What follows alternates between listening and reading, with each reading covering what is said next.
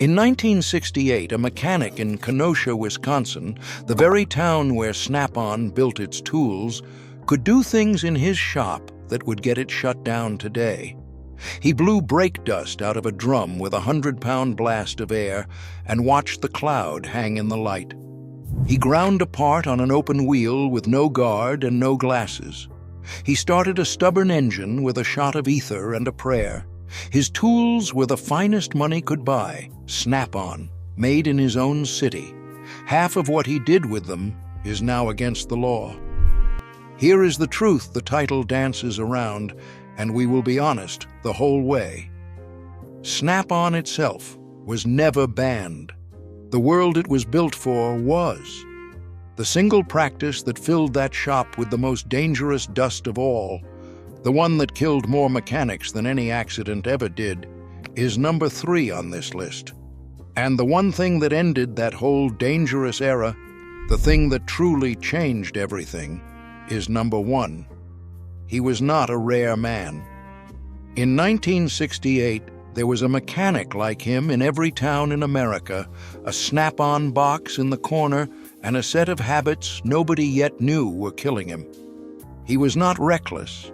He did the job the only way anyone had shown him, with the best tools made, in a trade that had not yet learned what it did to its own men. Then, in 1970, the law changed. A new agency was created to make workplaces safe, and over the years that followed, a whole class of shop tools and practices was restricted, redesigned, or outlawed. This is not a story about a bad company. Snap-on made superb tools and still does. It is about a dangerous world the law finally caught up with, and the tools and habits that vanished with it. That knowledge did not die because it stopped working. It died because it was killing people, and for once that was reason enough. Number 17 is a tool so dangerous the old way could kill you, which is why everyone sold today looks completely different. Number 3 is the practice that filled a generation of shops with asbestos dust. And number 1 is not a tool at all. It is the single thing that replaced every banned tool here, and once you understand it, every other item makes sense. These 20 tools and practices were the mark of a mechanic who worked in a harder, more dangerous world, with the best tools made and none of the protection we now take for granted. Not carelessness, a different era. Every one of these, that Kenosha mechanic had in his own 2 hands. Before we count them down, one honest word. Some of what was banned here was banned for very good reason, and no honest man will tell you to go back to it. We are here to remember the era, not repeat its mistakes. If that kind of honest history is worth your time, subscribe and stay to the end, because the last one is the one that matters most. Let us count down the 20 banned Snap-on tools every mechanic owned before safety laws changed everything. Number 20. The unguarded bench grinder. Every shop had a bench grinder bolted to the bench, and in 1968 most ran wide open. No guard, no eye shield, no rest. You leaned a part into a wheel spinning at thousands of feet a minute. The sparks poured off in a fan, and nothing stood between that wheel and your face. Snap-on and every maker sold fine grinders, and the shops ran them bare because that was how it was done. When the safety laws came, the guard, the rest, and the eye shield became mandatory, and the bare wheel disappeared. For the Kenosha mechanic, that open wheel took a sliver of steel out of more than one eye over the years. Not a grinder you run bare. A wheel the law made them cover. Number 19, the full-pressure air blowgun. A mechanic dusted himself and everything else with the shop airline, an open nozzle running at 100 pounds or more. You blew the grime off your own arm or put it to the new kid for a joke. Air at that pressure can drive through skin into the blood, or rupture an eardrum or an eye. Snap-on sold the blowguns to a trade that used them wide open. The safety rules capped cleaning pressure at a fraction of that and forced a relief tip because full shop pressure against a body maims. For the mechanic, the open blow gun was the most casual danger in the shop, used 100 times a day. Not a nozzle you open all the way. A pressure the law brought down. Number 18. The ether starting rig. On a cold morning, a mechanic started a stubborn engine with a shot of ether sprayed straight into the intake. It worked like magic until the day it did not. You cracked the can and gave the carburetor a spray, and the engine caught, unless it backfired and turned the whole cloud into a fireball in your face. Snap-on and others sold the tools around it, and the practice was everywhere, casual and routine and genuinely dangerous. Better sense and the safety rules pushed ether starting out of the professional shop because the burns were not worth the shortcut. For the mechanic, the ether can was a trick he used all winter until he saw a man burned by one. Not a shortcut you spray in. A fire the trade learned to fear. Before we go on, I made something special for you. A guide for men like us who still believe a man should be able to fix his own home. It's the forgotten handyman secrets, the old-fashioned repair tricks our grandfathers used to fix anything around the house and keep it running for life. But these skills are disappearing fast, and once they're gone for good. Don't pay a repairman ever again. Scan the QR code on screen or click the link below. Go ahead, I'll wait right here. Number 17. The old spring compressor. This is one of the tools that changed the most because the old way could kill you. A coil spring on a car holds enormous force. The early compressors that held it while you worked could slip, and when one let go, it fired the spring across the shop like a cannon. You cranked the old compressor down onto the spring, and every second you worked, hundreds of pounds of stored force sat inches from your face, held by a tool not always up to it. Snap-on and every maker sold spring tools to a trade that lost fingers, eyes, and lives to them. After the injuries mounted, the tools were redesigned with locking cages, and the bare, slipping compressor is gone. For the mechanic, the spring was the one job that could kill him in an instant, not a spring you trust to a bare tool, a force the law made them cage. Number 16, the lead-melting pot for bodywork. Before plastic body filler, a mechanic smoothed a dent with molten lead, melted in an open pot right there in the shop. You heated the lead, wiped it onto the steel with a paddle, and breathed the fumes and sanded the dust for years with no idea what it was doing to you. Snap-on sold the body tools, and lead loading was a respected craft that quietly poisoned the men who did it. As the danger became undeniable, the trade moved to safer fillers, and the open lead pot left the body shop for good.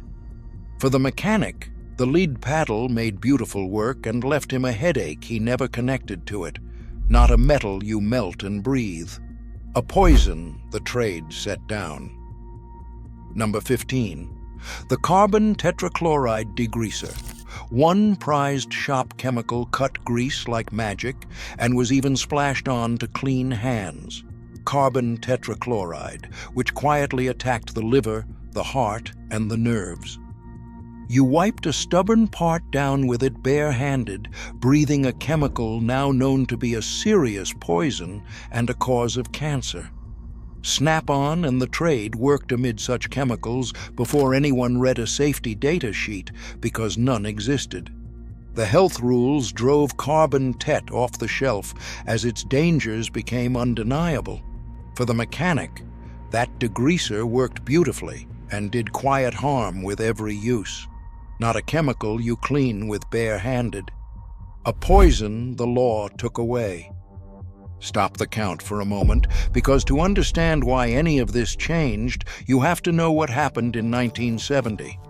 For 50 years, a shop was a place a man entered at his own risk. No law said the grinder needed a guard, the air had to be turned down, or the brake dust contained. A mechanic was simply expected to be careful, and when he was hurt or slowly poisoned, that was considered the cost of the trade.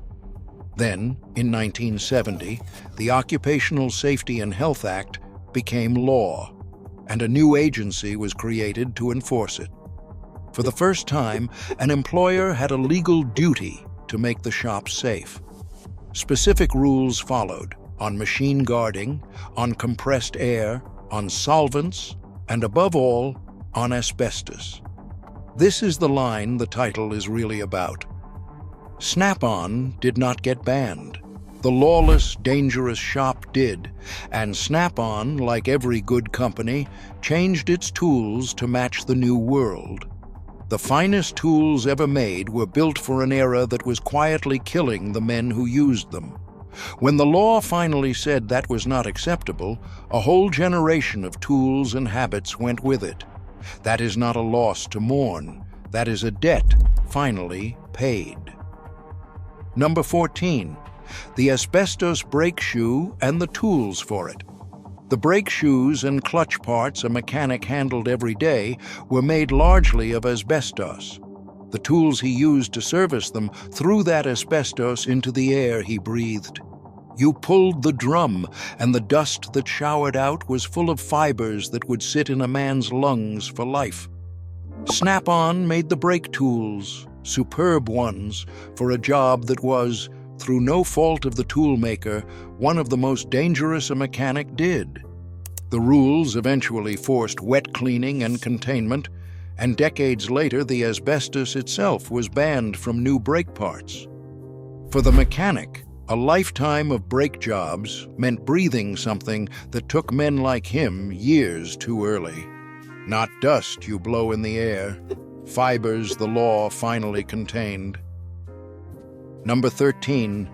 The riveted brake lining tools. Before brake shoes came bonded and ready, a mechanic riveted the asbestos linings on himself at the bench, grinding and drilling the raw material. You ground the old lining off, drilled the rivets out, and ground a new asbestos lining to fit, making a cloud of the worst dust with every step. Snap-on sold the riveting and grinding tools for a job that has almost vanished from the modern shop. As the asbestos rules came in, bonded linings replaced bench riveting, and the tools left with the practice. For the mechanic, relining brakes by hand was skilled work that filled his lungs with fiber, not a lining you grind by hand, a job the danger ended. Here is the part of his story we have skipped. The Kenosha mechanic did not question any of it for most of his life, because no one around him did. He learned the trade at 16 in 1958 from an older mechanic who had learned it in the 20s. Everything the old man taught him was skilled and proud and quietly deadly. Blow the dust out with the air, melt the lead and wipe it smooth. Never mind the fumes. Open the door if it bothers you. The young man was good at all of it. Then the men he had learned from began to get sick, one after another, the same troubles in the lungs and the blood, and no one could say why until the science caught up and the law followed. He watched the old mechanic who taught him die short of breath, and understood too late for that man what the trade had been doing to them all along. When the safety laws came, he did not resent them the way some men did. He had buried the reason for them, and the thing he came to believe mattered more than any tool in his box is still coming. It is number 1. Number 12. The Babbitt bearing pour. Before sealed, ready-made bearings, a mechanic poured his own from molten Babbitt, a soft alloy heavy in lead, melted in a ladle over an open flame. You heated the metal until it ran, poured it into the bearing cap, and scraped it to fit by hand, breathing the fumes off the ladle. Snap-on and the trade sold the pouring and scraping tools for skilled work that filled a man with lead vapor. As sealed insert bearings replaced the poured kind, the Babbitt pour left the everyday shop. For the mechanic, pouring a bearing was fine, patient craft that no one knew was poisoning him. Not a bearing you pour by hand, a craft the danger retired. Number 11, the leaded gasoline service tools. For decades, the gasoline itself was full of lead, and the mechanic who serviced fuel systems and breathed the exhaust took that lead into his body. You worked in a haze of leaded exhaust in a closed shop and cleaned fuel parts by hand, absorbing a metal that damages the nerves and the brain. Snap-on made the fuel and engine tools for a trade that did not yet know what the lead was doing to everyone in the building. As the danger became undeniable, leaded gasoline was phased out and the closed, fume-filled shop became a violation. For the mechanic, the leaded haze was just the smell of work, until it was known to be a slow poison. Not a fume you breathe all day, a metal the law removed. Number 10, the bias ply, tire, and rim tools. The old split rim and multi-piece truck wheels could come apart under pressure and kill a man, and the tools for them saw some of the worst injuries in the trade. You seated the ring and aired up the tire, and a worn or mismatched multi-piece rim could explode apart with a force that killed men outright. Snap-on and others made the tire tools for a job the safety agency eventually flagged as one of the most dangerous in the shop. Strict procedures, safety cages, and better rim designs ended the casual servicing of those deadly rims. For the mechanic, the split rim was a job he learned to respect after a man 2 shops over was killed by one. Not a rim you air up in the open, a danger the law caged. Number 9, washing parts in raw gasoline. Long before proper parts cleaners, a mechanic washed greasy parts in a bucket of raw gasoline, the cheapest solvent in the shop and one of the most dangerous. You swirled the parts in the open gas and scrubbed, surrounded by explosive fumes, with a drop light burning and a cigarette often lit nearby. Snap-on and the shops sold the brushes and trays for a practice that turned a wash bucket into a bomb. Fire and health rules ended the open gasoline wash, forcing closed cabinets and safer solvents. For the mechanic, the gas bucket cleaned a carburetor beautifully and could have taken the shop with one spark. Not a fuel you wash parts in, a fire the rules put out. Number 8, the no ventilation running engine work. A mechanic ran engines inside a closed shop constantly, tuning and testing with the doors shut in winter, breathing the exhaust for hours. You leaned over a running engine in a closed bay, and the carbon monoxide built up, invisible and odorless, dropping men where they stood. Snap-on made the tune-up and diagnostic tools for work routinely done in air that could kill. The safety rules forced exhaust extraction and ventilation, and the closed-door engine-running shop became illegal. For the mechanic, more than one winter morning ended with a man carried out into the cold to breathe. Not an engine you run in a sealed shop. Exhaust the law forced outside. Number 7, the homemade and modified tools. A mechanic in the old days ground his own tools to shape, welded cheaters onto wrenches, and modified whatever a job needed, with no thought to whether the tool would hold. You bent a wrench, welded an extension onto a ratchet, or ground a screwdriver into a chisel, then trusted it with forces that could shatter it into shrapnel.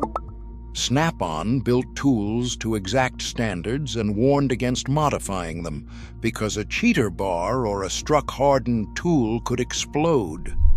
Modern shop safety came down hard against the modified tool because a shattered tool under load is a projectile. For the mechanic, the homemade cheater was pride and danger in the same motion, not a tool you modify and trust, a shortcut the trade learned to fear. Number 6. The hardened tool struck with a hammer. A mechanic hit things never meant to be hit, striking a hardened wrench or file with a hammer to break a bolt loose. A hardened tool struck wrong can shatter.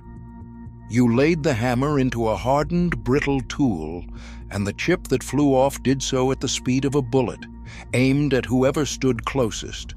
Snap-on marked which tools were made to be struck and which were not, because the difference was an eye or a life. The trade learned, through hard experience, to strike only tools designed for it and to wear the protection the old shop never bothered with. For the mechanic, a flying chip off a struck file was the near miss he never forgot. Not a hardened tool you hammer. A chip the trade learned to respect. Number 5. The bare drop light. A mechanic worked under the car by the light of a bare incandescent bulb in a metal cage, hot enough to burn and ready to shatter and spark in a puddle of fuel.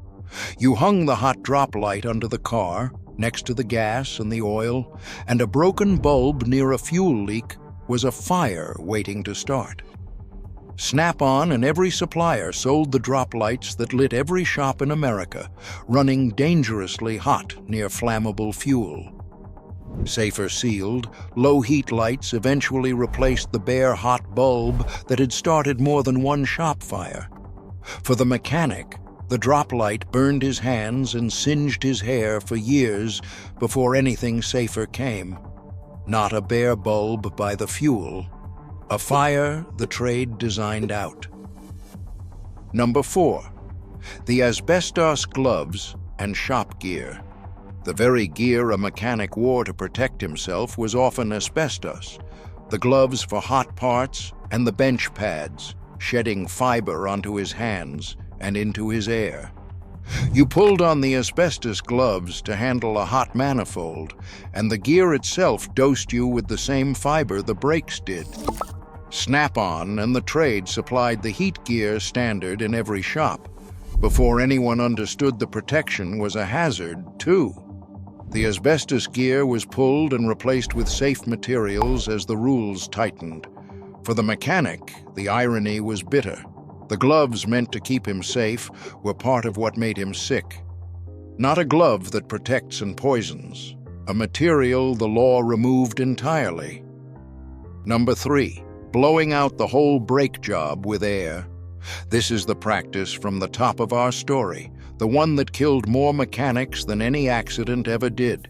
It was not one tool, but a whole way of working.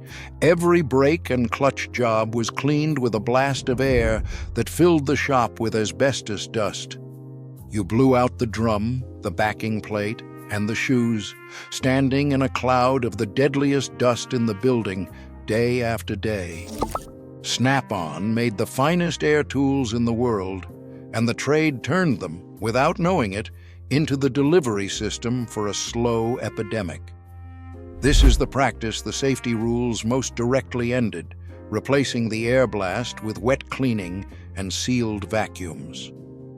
Decades later, the asbestos itself was banned. For the mechanic, this daily habit is the one he believes took the men he learned from, one lung at a time.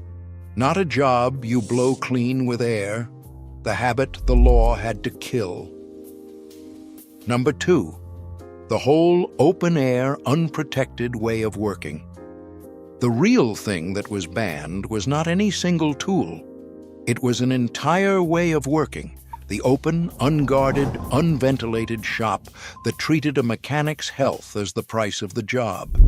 He worked with no guard on the wheel, no filter on his face, no cage on the spring, no vent for the exhaust, and no idea that any of it was killing him. Snap-on made superb tools for that world, and the world itself was the hazard, not the tools. The safety laws did not ban good tools. They banned the reckless way the trade used them and forced the guards, filters, vents, and procedures that keep a mechanic alive today. For the mechanic, the change was not an insult to his craft. It was what let the next generation grow old. Not a tool that was banned. A whole dangerous world that was. Number 1. The discipline of doing the job safely. And it is the thing this whole list has been circling since the first minute. Before the guards and the filters and the rules, one thing truly changed everything, and it was not a law or a tool. It was a new understanding, learned at a terrible price. A job is not done well unless it is done safely, and a mechanic's life is worth more than a shortcut. Every banned tool on this list was replaced by the same thing: the discipline to turn the air down, wet the dust, guard the wheel, vent the exhaust, and do the job in a way that lets you go home whole. He learned it too late to save the men who taught him, but he lived to teach it to younger men the right way from the start. He did not learn it from a book. He learned it standing at the grave of the old mechanic who taught him, understanding at last what the trade had cost. Here is the part worth sitting with. The tools that were banned were not banned to make the work worse.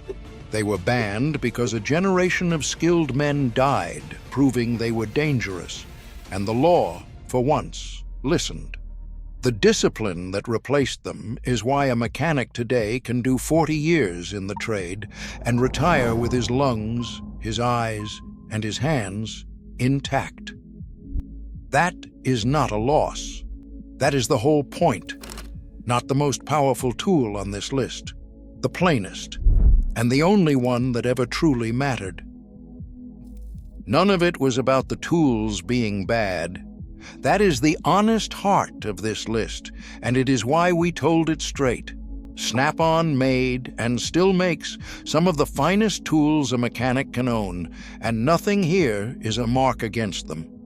What was banned was never the quality of the steel.